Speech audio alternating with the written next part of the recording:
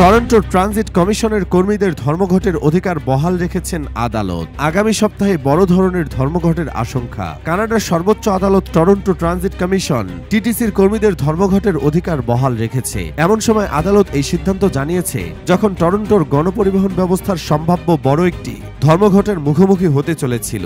সম্প্রতি নিম্ন আদালতের এক রায়ে কর্মীদের ধর্মঘটের অধিকার কেড়ে নেওয়ার আইনকে অসাংবিধানিক বলে ঘোষণা করা হয়। ফলে রায়ের বিরুদ্ধে আপিল করে সরকার। অন্টারিওর আপিল আদালত গতকাল প্রাদেশিক সরকারের করা সেই আপিল খারিজ করে দিয়েছে। 2011 সালে লিবারেল সরকারের আমলে অন্টারিও সরকার ট্রেড ইউনিয়নের সঙ্গে থাকা টিটিসি কর্মীদের ধর্মঘটের উপর নিষেধাজ্ঞা জারি করে একটি আইন প্রণয়ন করে। এই আইনের পক্ষে সরকারি আইনজীবীরা আদালতে জানান, অস্বাভাবিকভাবে ঘন ঘন ধর্মঘটের কারণে এবং ধর্মঘটের পরে তাৎক্ষণিকভাবে কাজে ফিরিয়ে আনতে স্বাভাবিক কার্যক্রমের ব্যাঘাত ঘটায় এই আইন চালু হয়েছিল।